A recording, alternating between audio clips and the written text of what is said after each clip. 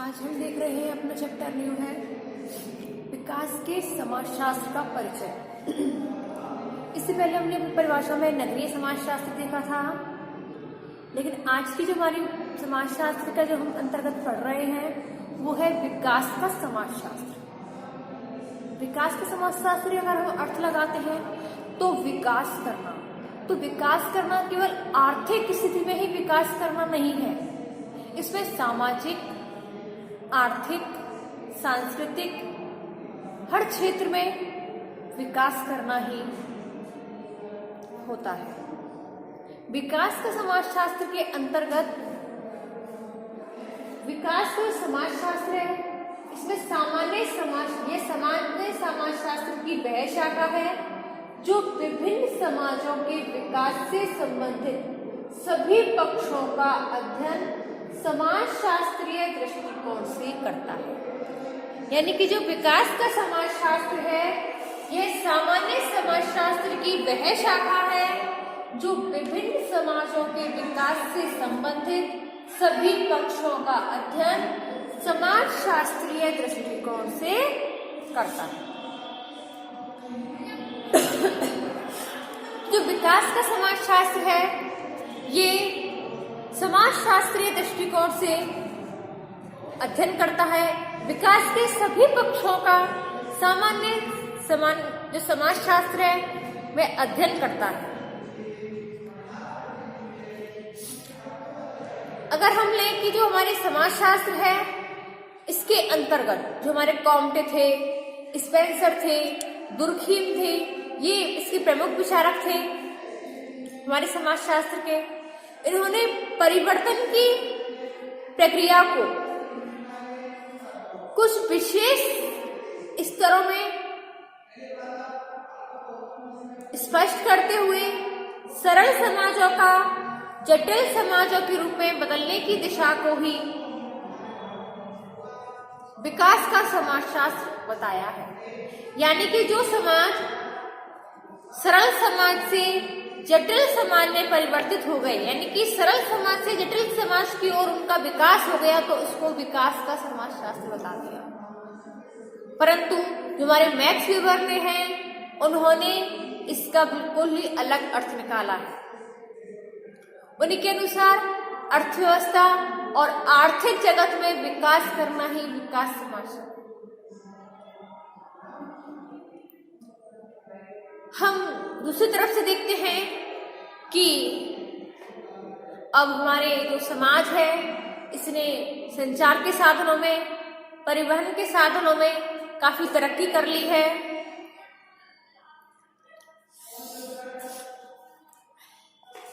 और इनमें काफी विकास किया है।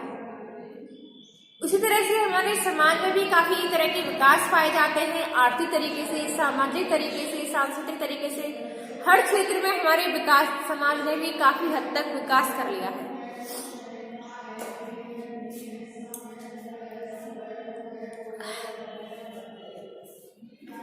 अब हम देखते हैं विकास की कुछ परिभाषाएं विकास का समाजशास्त्र की।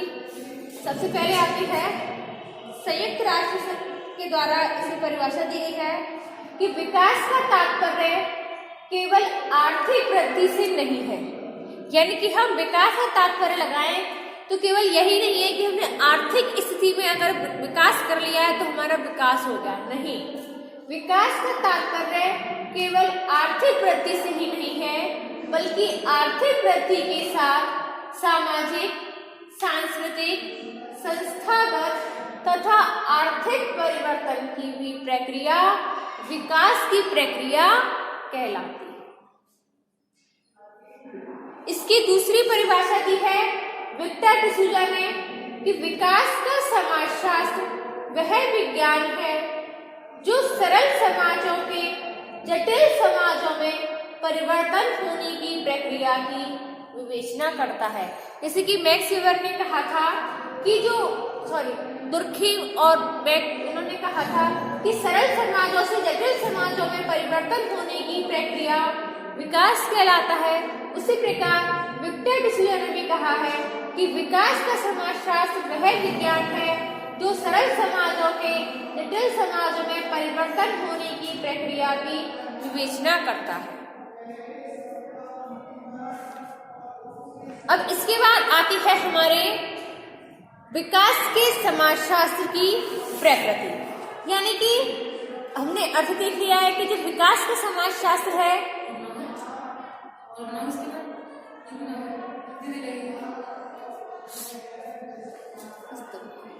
जो विकास का समाजशास्त्र है इसके अंतर्गत जो क्रियाएं हैं वे विकास का समाजशास्त्र सभी सामाजिक, सांस्कृतिक, आर्थिक हर स्थिति में परिवर्तन करने की जो क्रिया है उसको ही कहते हैं। अब विकास के समाजशास्त्र की प्रकृति आती है कि विकास का समाजशास्त्र किसी भी देश में केवल आर्थिक विकास करना ही विकास नहीं है, बल्कि विभिन्न देशों के बीच उभरते हुए आर्थिक, राजनीतिक, सांस्कृतिक संबंधों का इस प्रकार से अध्ययन करना है कि उनमें अमीर और गरीब देशों के बीच का जो अंतर है उस अंतर को कम किया जा सके, उस अंतर को रोका जा सके।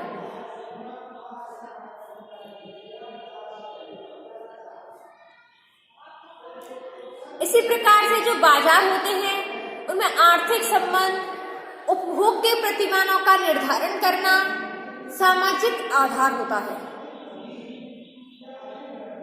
वर्तमान दशाओं में देखते हैं कि संसार के विभिन्न क्षेत्र में विकास की प्रकृति एक दूसरे से बहुत अलग होती है, भिन्न भिन्न होती है, और ये भिन्नता आर्थिक साधनों से इतनी अधिक संबंधित नहीं होती।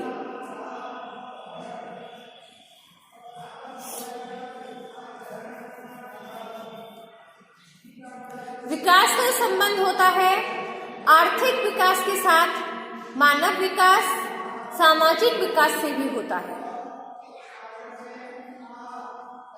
जैसे कि साक्षरता में वृद्धि करना, निर्धन जो वर्ग है उनको उन्नति प्रदान करना,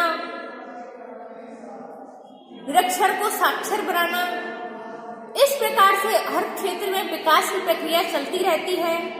विकास का समाजशास्त्र ये वह समाजशास्त्र है जो आर्थिक विकास का अध्ययन मानवीय और सतत विकास के दृष्टिकोण से करता है। किसी भी समाज का सतत विकास तभी संभव होता है जब आर्थिक विकास के विभिन्न स्तरों और समाज के सामाजिक, सांस्कृतिक, राजनीतिक, धार्मिक, आर्थिक, संस्थात्मक विकास में पाए जाने वाले संबंधों को जानने का प्रयास किया जाए। इसके बाद आती है हमारे विकास के समाजशास्त्र की विषय सामग्री। इसमें सबसे पहले आता है विकास की संरचना का अध्ययन। विकास की संरचना का अध्ययन। अब विकास की संरचना का अध्ययन हम देखते हैं कि इसके अंतर्गत जो हमारा समाजशास्त्र जो अध्ययन करता है, जो उसमें विकास के समाजशास्त्र की है, इसके सकारात्मक और नकारात्मक दोनों पक्षों का इसमें अध्ययन किया जाता है।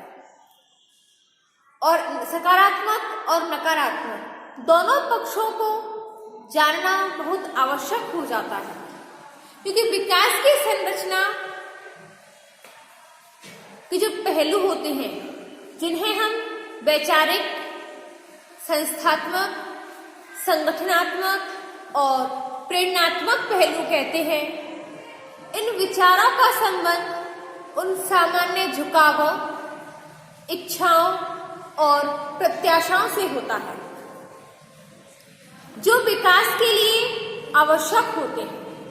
इनका संबंध व्यक्ति की संपत्ति, अर्थव्यवस्था, श्रम, उसकी राजनीतिक व्यवस्था और व्यवहारों के उन नियमों से होता है जो एक विशेष प्रक्रिया और राज्य के प्रयत्नों से संबंधित होती है। अगला आता है विकास तथा संस्कृति की पारस्परिक निर्भरता। विकास तथा संस्कृति की पारस्परिक निर्भरता, इसके अंतर्गत किसी भी समाज के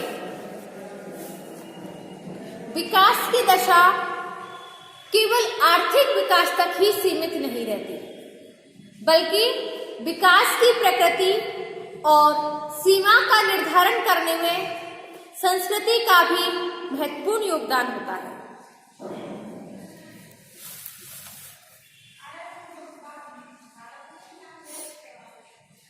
इस दृष्टिकोण से देखते हैं कि जो ऐतिहासिक तथ्यों से यह स्पष्ट भी हुआ है कि किसी भी समाज का विकास तभी संभव है जब उसमें धार्मिक और सांस्कृतिक मूल्य विकास के अनुकूलन में ना हो।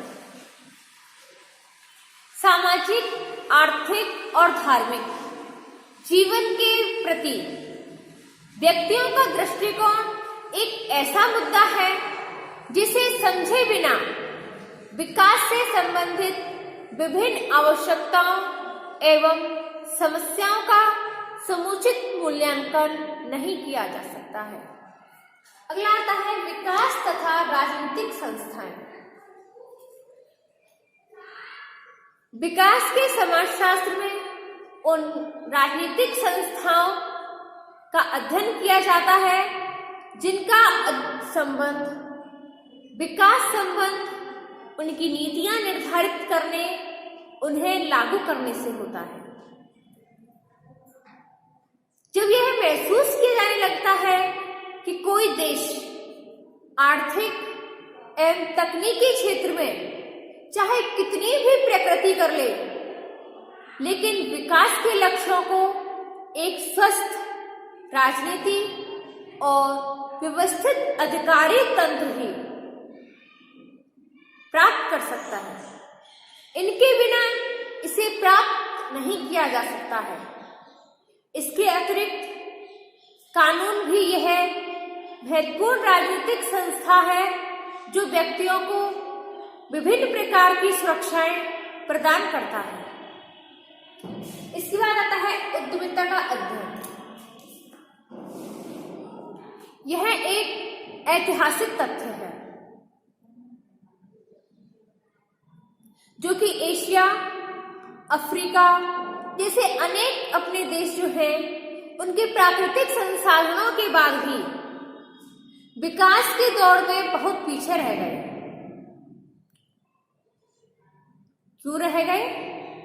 इसका तात्पर्य है कि आर्थिक विकास केवल प्राकृतिक संसाधनों एवं परिश्रम से ही संबंधित नहीं होता, बल्कि विकास की प्रकृति चाहे आर्थिक हो या सामाजिक, इसके लिए योग्य जो व्यक्ति होते हैं उनकी आवश्यकता होती है। जो परिश्रमी होते हैं, मेहनती होते हैं, ऐसे व्यक्ति वे होते हैं जो अपने कौशलों, अपनी मेहनत के द्वारा विभिन्न प्रकार की जोखिम उठाकर भी लोगों की प्रत्याशाओं के अनुसार, लोगों की इच्छाओं के अनुसार कुछ विशेष लक्ष्यों को प्राप्त करने का प्रयत्न करते हैं।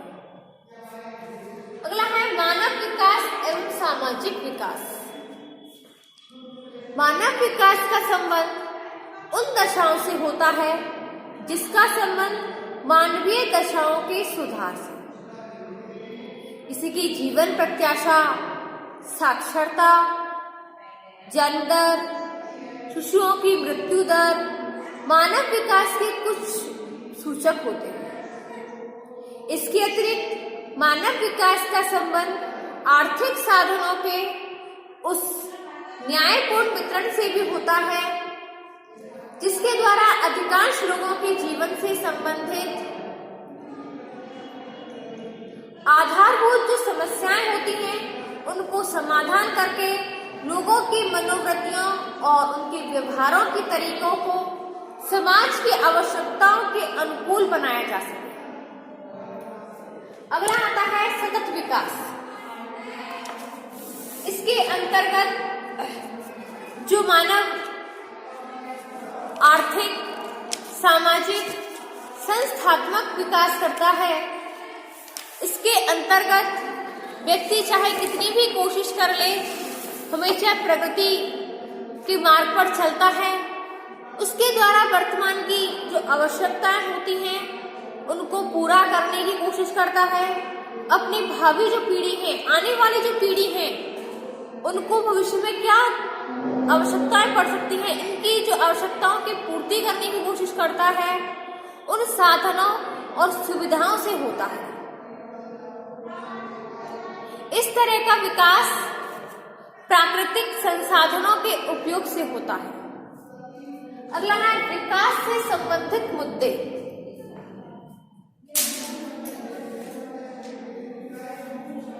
संसार में कोई भी विकसित या विकासशील देश ऐसा नहीं है जिसे कुछ न कुछ चुनौतियों का सामना करना पड़ा। हर व्यक्ति के लिए, हर देश के लिए अपने सामने आने वाली हर चुनौतियों का सामना करना पड़ता है। ऐसे देशों के सामने जहां आज अशिक्षा है, निर्धनता है, बेरोजगारी है, अति नगरीकरण है, ऐसी समस्याएं हैं, इनसे उत्पन्न होने वाली समस्याओं जो कि ये विकराल रूप लिए हुए हैं, वही विकसित देशों के सामने विकास से भी उत्पन्न होने वाली कुछ समस्याएं होती हैं, जैसे कि विस्थापन होता है, पुनर्वास की समस्या है। ये एक बहुत गंभीर समस्या है जिसे आतंकवाद जन्म लेता है। विकास के लिए आतंकवाद एक गंभीर चुनौती है। अगला है विकास तथा पर्यावरण। विश्व के सभी राजनीतिक और समाजशास्त्री विकास के फलस्वरूप भूमंडलीय ताप में होने वाली वृद्धि से संबंधित अधिक चिंतित है, क्योंकि विकास के कारण वृक्षों का कटान हो रहा है, वातावरण में कार्बन डाइऑक्साइड, मीथेन जैसी जो जहरीली गैसें हैं ये बढ़ रही हैं। आणविक जो परीक्षण होते हैं सैन्य बल बढ़ाने के लिए, इनसे रेडियोधर्मी प्रदूषण होता है, जिससे कि संपूर्ण जो मानवता है इसके लिए एक बड़ा खतरा पैदा हो गया है। इससे अनेक विनाशकारी एवं प्राकृतिक विपदाएं वृद्धि करने के साथ ही समुद्र के जल स्तर में भी वृद्धि हो रही है।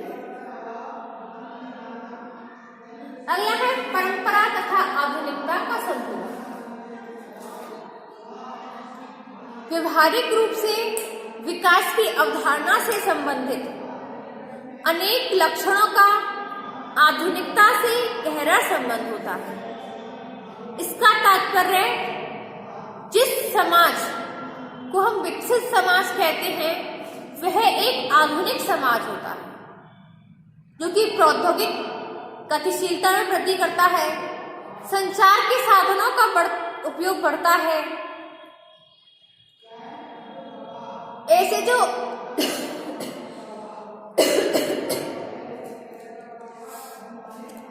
देश होते हैं, ऐसे जो विकसित या अल्प विकसित या विकासशील जो देश होते हैं, जो विकास के मार्ग पर बढ़ने के साथ ही कुछ अपनी परंपराओं को छोड़ना नहीं चाहते। अगला है विकास की सांस्कृतिक तथा संस्थात्मक बाधाएं। विकास की कोई भी प्रक्रिया कुछ सांस्कृतिक होती है, कुछ संस्थात्मक होती है। इन बाधाओं से मुक्त नहीं होती। प्रत्येक समाज में परंपरा पर आधारित अनेक विश्वास, व्यवहार, प्रतिमान विकास की प्रक्रिया को आगे बढ़ने से रोकते हैं, कुछ ना कुछ बाधा डालते हैं।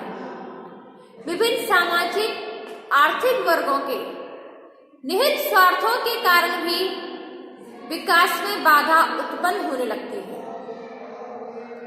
अनेक विकासशील देशों में जो बढ़ता हुआ भ्रष्टाचार राजनीति विकास में एक बड़ी बाधा है, जिसके कारण जो देश प्रगति के मार्ग पर है, जो विकसित हो रहा है, जो विकास के मार्ग पर चल रहा है, उसमें बाधाएं आती हैं।